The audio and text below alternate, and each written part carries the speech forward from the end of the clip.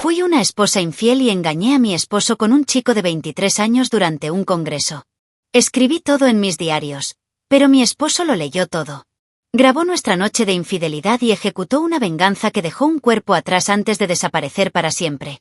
Si te gustan las historias de traición y venganza, dale like al vídeo, suscríbete al canal y activa la campanita para recibir notificaciones de nuevas historias. Mi nombre es Natalia. Tengo 36 años y soy profesora universitaria de Psicología Social en una institución pública de Monterrey. Imparto clases todas las mañanas y suelo dedicar las tardes a reuniones de departamento, investigación aplicada y dirección de tesis. He estado viviendo con Fernando, mi marido de 38 años. Fernando, técnico de sistemas eléctricos con una ética de trabajo casi obsesiva, trabaja en una empresa de diseño industrial y recientemente ha participado en proyectos de modernización eléctrica que requieren jornadas agotadoras. A veces sale a las 6 de la mañana y no regresa hasta después de las 9 de la noche, exhausto, con olor a metal y grasa. Teníamos una rutina tan estricta que poco a poco empecé a sentir que íbamos en piloto automático. Hablábamos poco durante el día, a veces solo por mensajes rápidos. Por la noche, apenas intercambiábamos más que un par de frases antes de desplomarnos en la cama. Y, por muy cliché que suene, empecé a preguntarme si solo éramos compañeros de piso compartiendo facturas y tareas. Todavía había cariño, por supuesto. Fernando era un buen hombre. Pero a veces me preguntaba si me veía de verdad. O si yo también había desaparecido en la neblina de la rutina. A pesar de esto, estábamos en un momento aparentemente estable. Planeábamos tomarnos unas vacaciones en diciembre, algo inusual, y hablar más seriamente sobre tener hijos. Incluso compramos una guía sobre fertilidad después de los 35. La idea de formar una familia me generaba ansiedad, pero también una extraña desconexión. No podía explicar por qué. No era miedo al futuro con Fernando, era una especie de incomodidad silenciosa, un ruido que solo yo parecía oír. Intenté ignorarlo, pero se hacía más fuerte, como un goteo constante. Fernando, por supuesto, no notó nada. Era práctico. Creía que el silencio era paz. Esa rutina era señal de madurez, de seguridad. Siempre decía que los matrimonios duraderos se construían haciendo cada día, como quien construye un muro con ladrillos de compromiso diarios. Y quizá tenía razón. Pero había días en que me sentía tan atontada que solo quería gritar. ¿Y si hablaba? ¿Qué pasaría? ¿Me escucharía o intentaría arreglarme? Eso me frenaba. El miedo a decepcionarlo era casi tan fuerte como el miedo a seguir anulándome en silencio. Los domingos eran la única excepción. Nos despertábamos juntos, tomábamos café mientras escuchábamos la radio, a veces íbamos de la mano a hacer la compra. En esos momentos, recordaba por qué me había enamorado de él, su humor bobo, la forma en que siempre me calentaba la taza antes de servirme el café, o la forma en que me apretaba la mano al cruzar la calle. Pero incluso en esos momentos, la inquietud acechaba. Era como si hubiera otra versión de mí atrapada tras mis ojos, gritando por salir. Lo miraba y pensaba, ¿me reconocerías si me vieras ahora por primera vez? Fue en medio de esta oleada de sentimientos contradictorios que me llegó la invitación al Congreso de Psicología en San Alberto.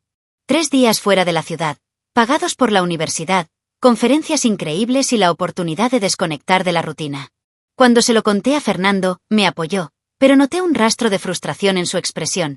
Quizá quería ir conmigo, quizá estaba demasiado cansado para decirlo en voz alta. Fue solo una mirada, pero me quedó grabada. Esa noche, al verlo dormir, sentí una punzada de culpa. No por ir, sino por sentirme aliviada de ir sola. La conferencia en San Alberto era algo que esperaba con ilusión y ansiedad. 3 días fuera de la ciudad, entre colegas de profesión, escuchando mesas redondas sobre temas que me apasionaban. Parecía una oportunidad para reconectar con la persona que era antes del matrimonio, antes de las 1000 rutinas, antes del insomnio que me había estado visitando con frecuencia. Cuando le dije a Fernando que me habían seleccionado, me dedicó esa sonrisa amable de siempre, pero su genial cariño sonó casi forzado. Sabía que le habría gustado ir conmigo. Pero necesitaba ir sola. Necesitaba respirar. Le dije que no tenía sentido faltar 3 días al trabajo, que los temas se centraban más en psicología académica y que la universidad cubría los gastos. No insistió, pero noté la decepción en sus ojos. Nunca se me ha dado bien ocultar el alivio que me producía estar sola. Cuando subí al coche del compañero que me acompañaba, ya me sentía más ligera, no porque lo dejara atrás, sino porque, durante unos días, tendría el control de mi rutina. No tendría que fingir equilibrio. Podría ser simplemente yo. Durante los 2 primeros días, me sentí en una realidad diferente. Las conversaciones fluían, los temas me conmovían, y por la noche, el grupo se reunía para tomar vino en un bistró cerca del hotel. Era extraño volver a sentirme deseada. Miradas, risas, cumplidos discretos. Era como si hubiera estado desconectada por dentro durante años, y ahora alguien me hubiera presionado. Una de esas noches, le envié un mensaje rápido a Fernando. Ha sido un día largo, me voy a la cama temprano. Me respondió en segundos, no te preocupes, cariño. Te quiero. Y por un momento, me sentí la peor persona del mundo. Fue al tercer día cuando me entró el primer pánico. Una amiga comentó, riendo, que mi marido era bastante metódico, ¿verdad? Dijo que le pareció gracioso que le preguntara si siempre dejabas la puerta del armario cerrada con llave. Eso me dio escalofríos. Le pregunté cuándo había hablado con él. Me envió un mensaje preguntándome sobre algunas cosas de la casa. Me pareció gracioso. Sonreí, pero por dentro, estaba hecha un mar de lágrimas. Solo yo sabía que había en ese armario. Y aún más, lo que tenía guardado bajo llave en las páginas de mi cuaderno negro con cierre metálico. Esa noche no pude dormir. Me quedé mirando el techo de la habitación del hotel, con las manos sudando y la garganta seca. Intenté razonar, quizás solo me echaba de menos, quizás solo sentía curiosidad. Pero en el fondo lo sabía. Fernando nunca revisaba mis cosas. Nunca. ¿Y si hubiera encontrado el cuaderno? ¿Y si hubiera conseguido abrirlo? Una parte de mí le rogaba que no leyera nada. Otra parte sabía que, si lo hubiera hecho, lo habría leído todo. No era de los que ignoran la letra pequeña.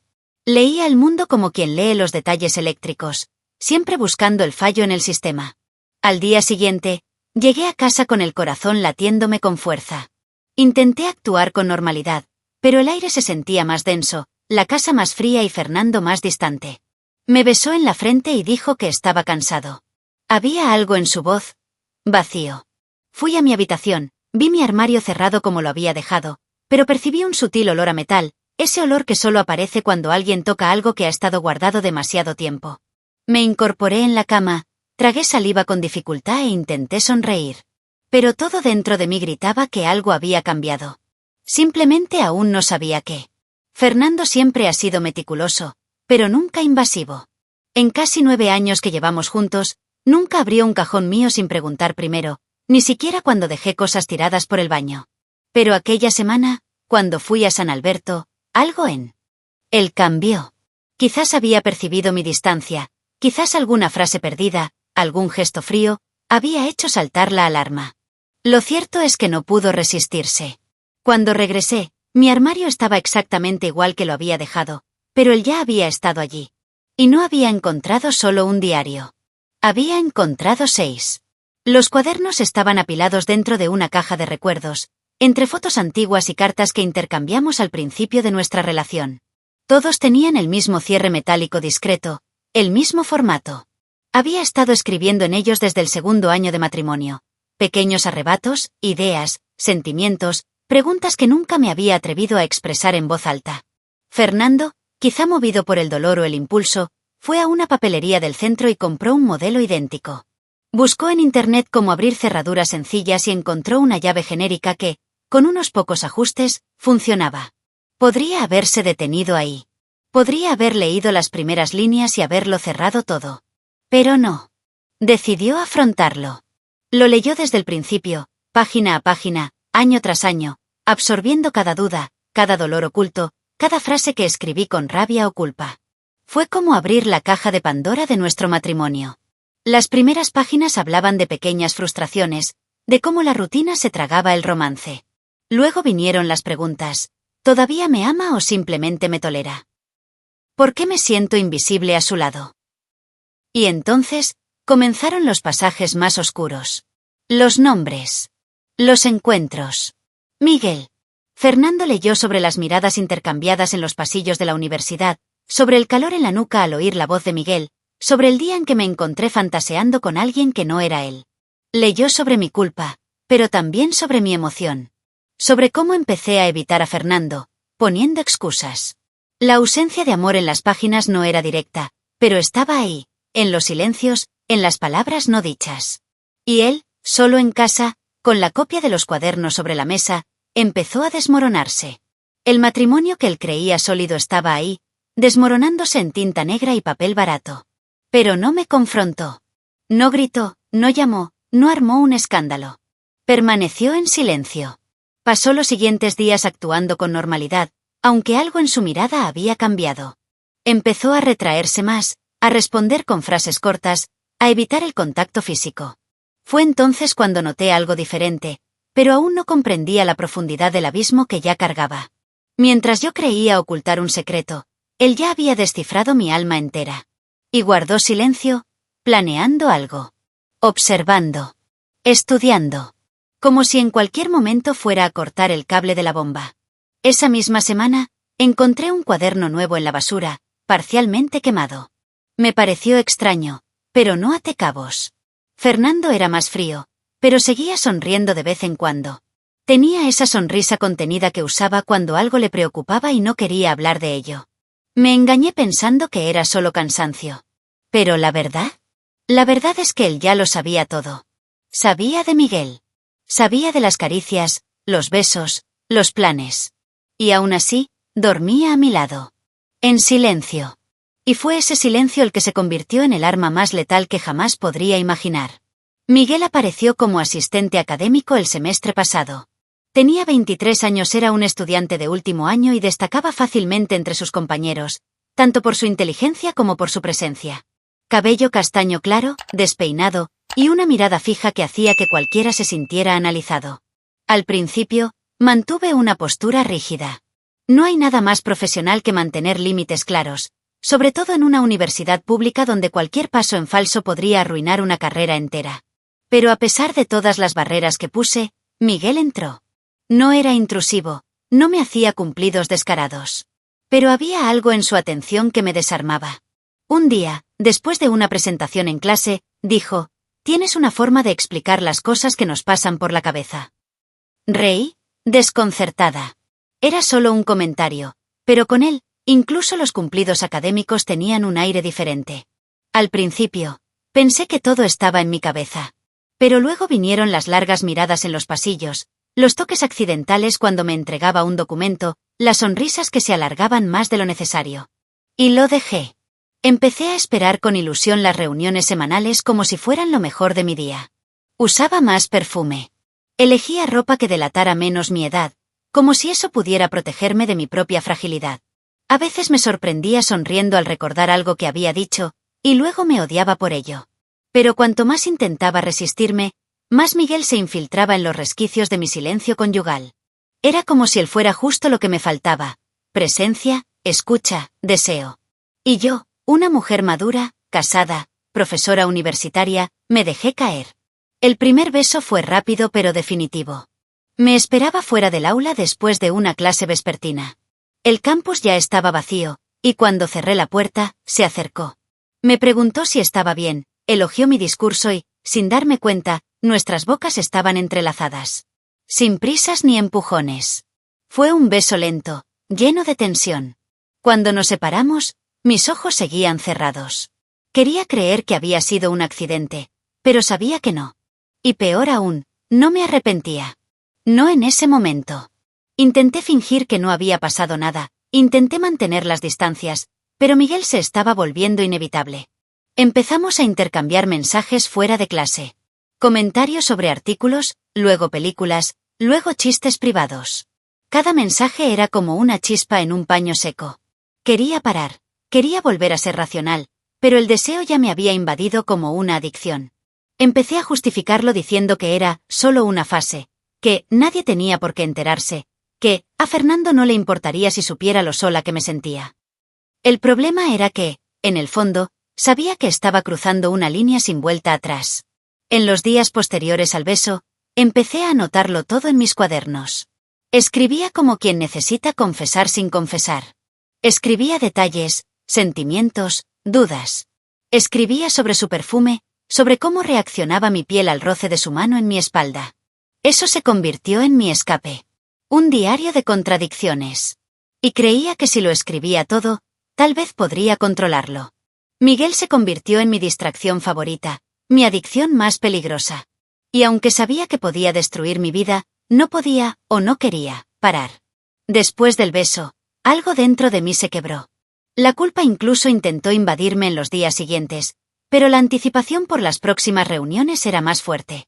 Me volví experta en inventar excusas para prolongar las orientaciones con Miguel, inventando razones para almorzar en el campus aunque sabía que Fernando me esperaba en casa.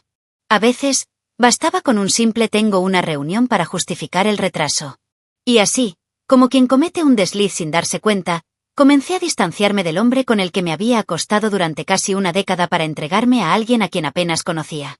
Con Miguel, los encuentros se volvieron menos ocasionales y más planificados. Inventé una clase extra los viernes.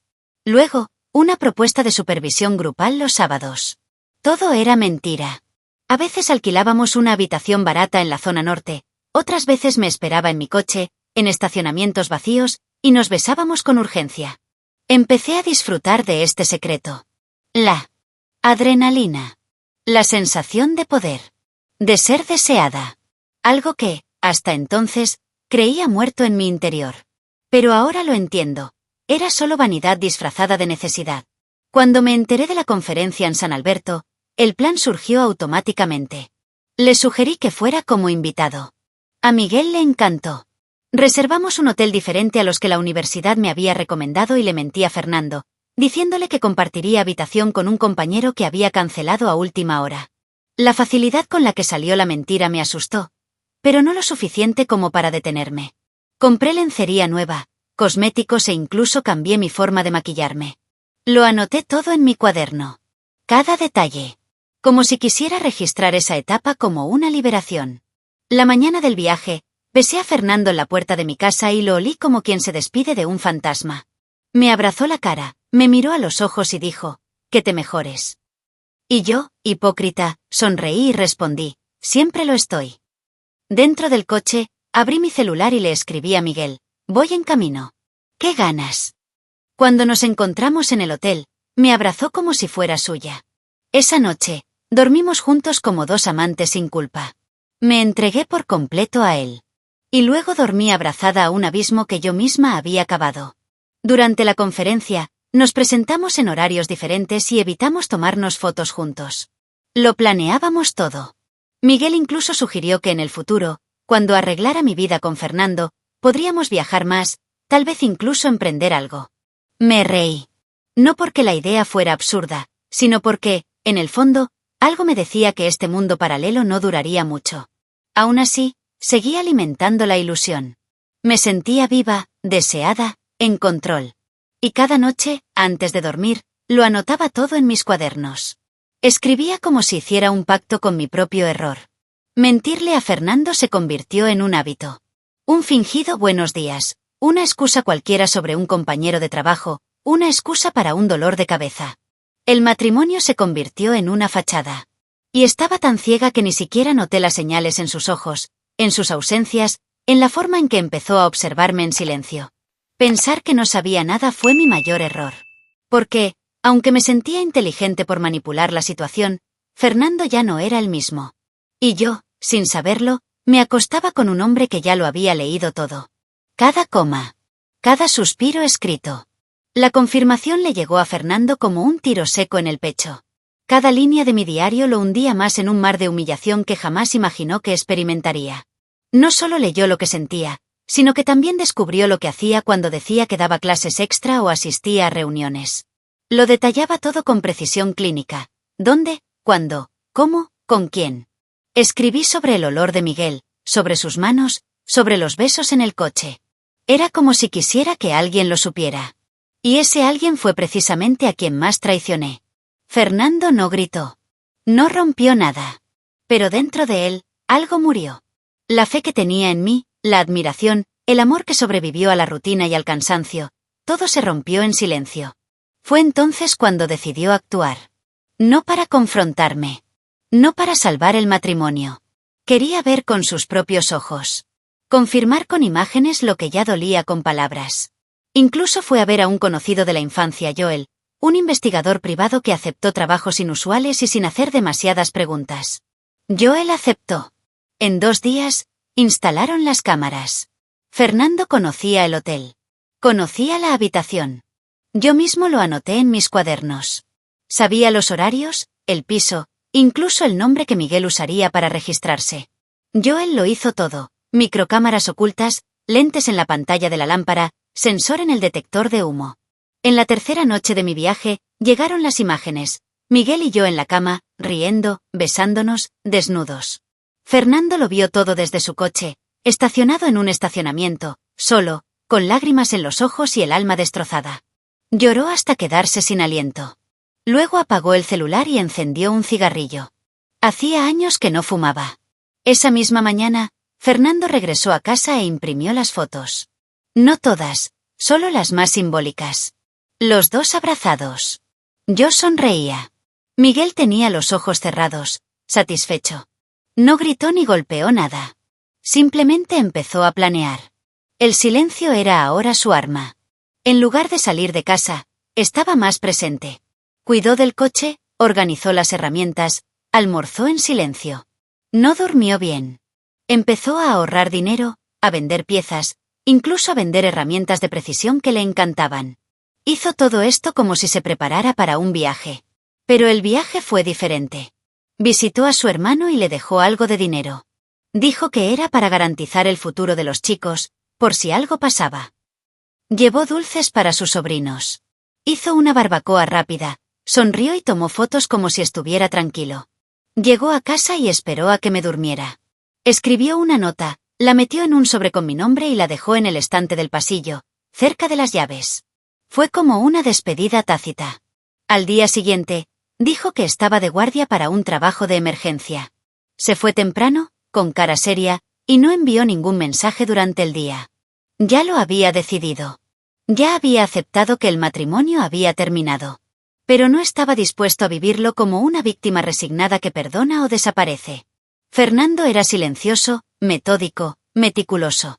Y ahora, todo lo que sentía, dolor, rabia, vergüenza, se transformaba en una furia fría y calculada. No solo quería que Miguel desapareciera.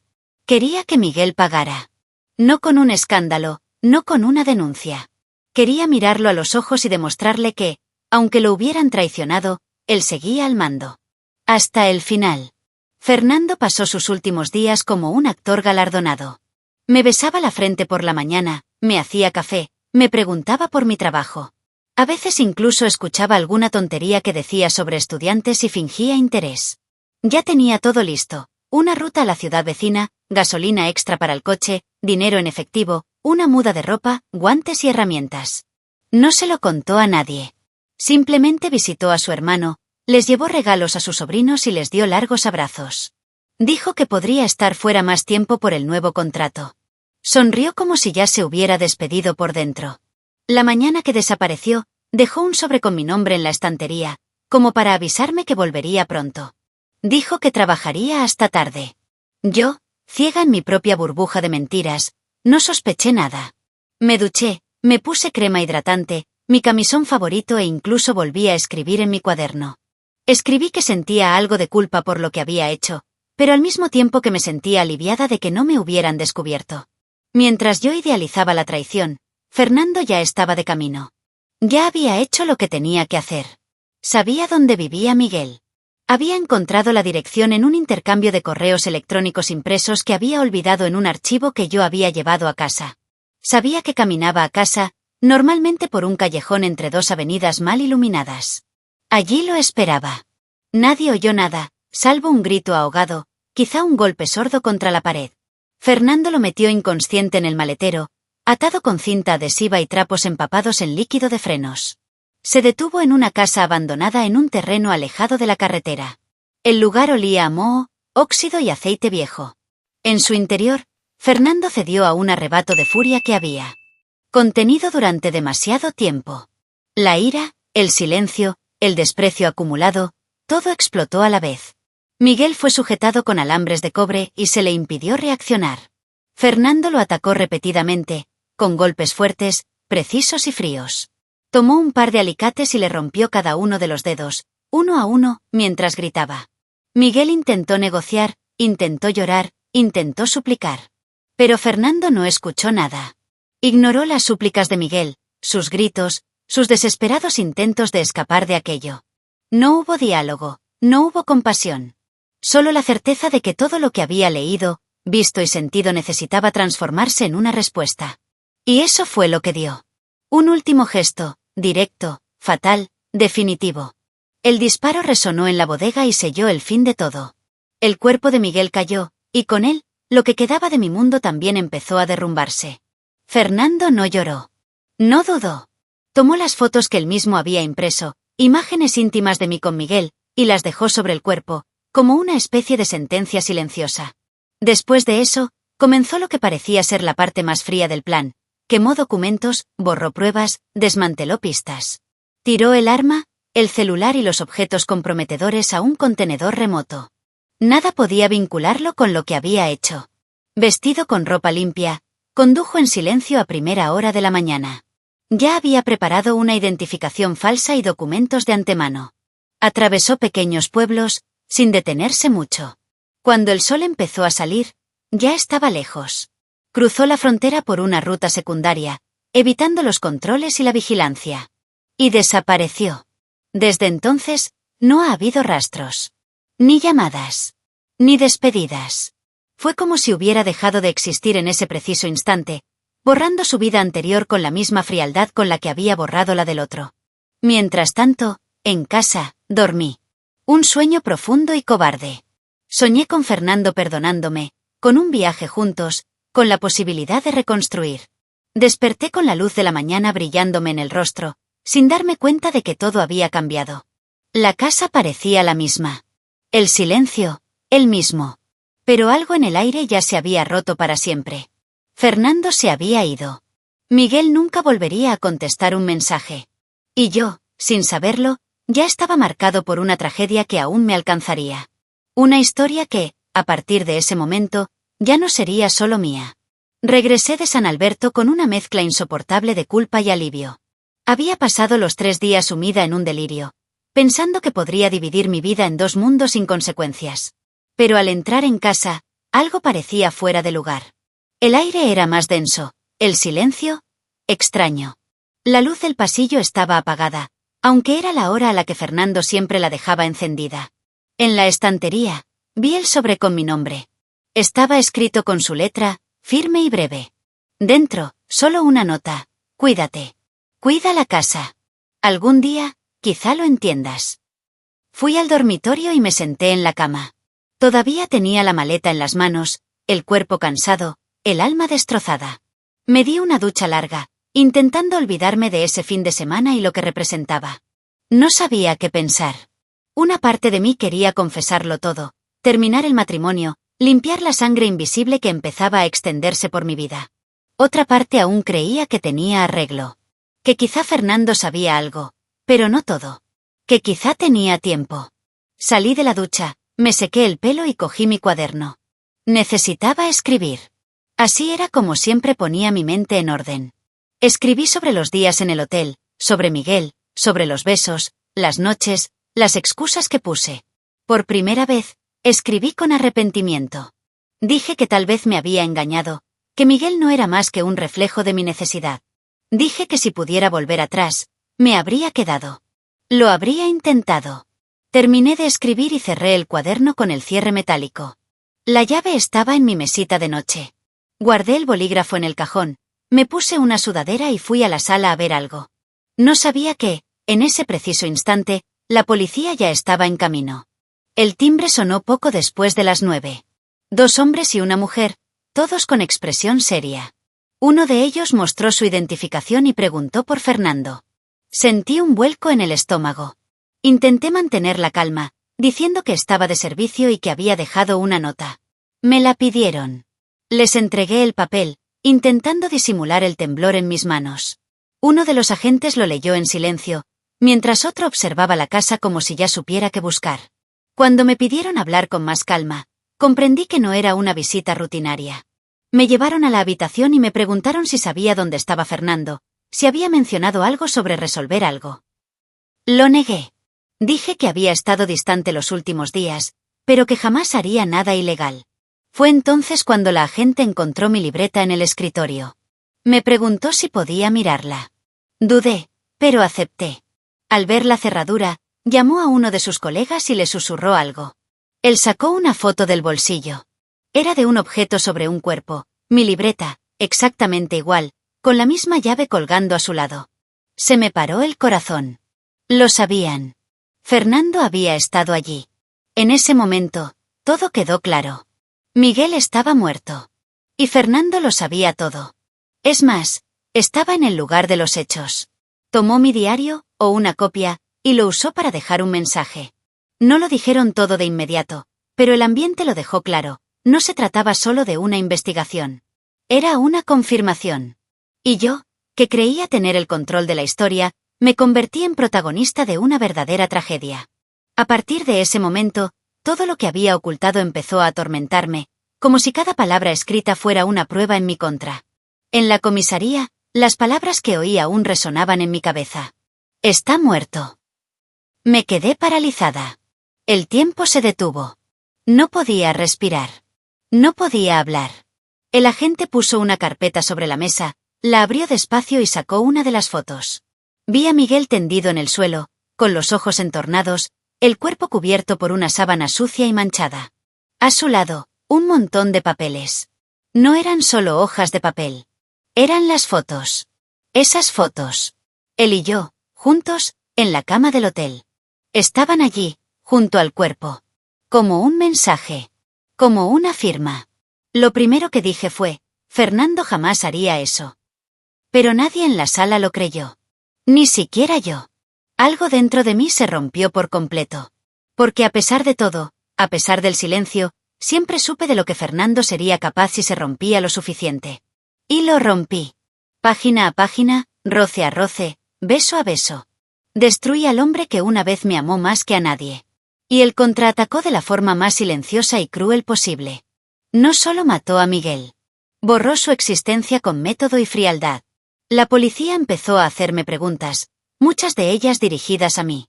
Si sabía de los planes. Si participé. Si Fernando había dicho algo. Me encontré acurrucado en una habitación, tratado como cómplice de un crimen nacido de mi traición. Les mostré todo, los cuadernos, las notas, los mensajes. Aún así, sus miradas decían más que las palabras. No era inocente. Puede que no haya apretado el gatillo, pero yo fui el gatillo. El celular de Fernando fue rastreado en el norte del país, al otro lado de la frontera. Después de eso, lo apagaron. Quemaron las tarjetas. Sin cámaras. Sin huellas. Desapareció. No dejó rastro. No dejó carta.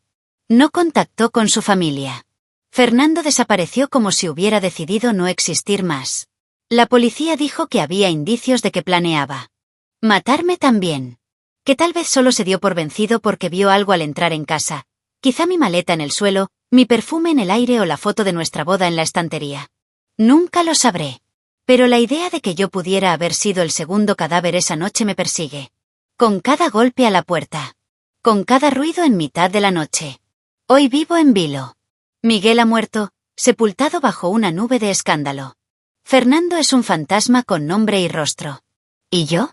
Sigo aquí. Dando clases en silencio. Evitando preguntas. Recorriendo la universidad como si no fuera el protagonista de una historia que parecía ficción. Mis amigos se han distanciado. Los estudiantes susurran. La investigación no me ha imputado formalmente, pero la sospecha nunca ha desaparecido. Mi nombre está limpio en el papel, pero sucio a los ojos de quienes me miran.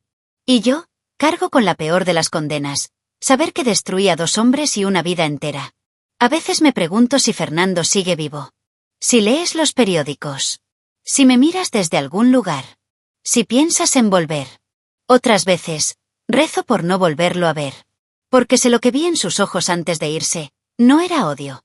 Era decepción. Pura, fría, inmutable. Y eso, al final, dolió más que nada. Dolió más que las preguntas de la policía. Más que el cuerpo de Miguel. Dolió porque fue el momento en que me di cuenta. Yo era responsable de todo. Y lo más aterrador es saber que, incluso con todo lo que pasó, sigo viva. Y tal vez ese sea el verdadero castigo. Deja tu opinión en los comentarios, dale me gusta al vídeo y suscríbete al canal para recibir notificaciones de nuevos vídeos. Además, ayúdanos a llegar a más personas y a formar una comunidad. Aprovecha y mira una de las historias que aparecen a continuación sobre nuevos informes de traición y venganzas. Hasta la próxima historia.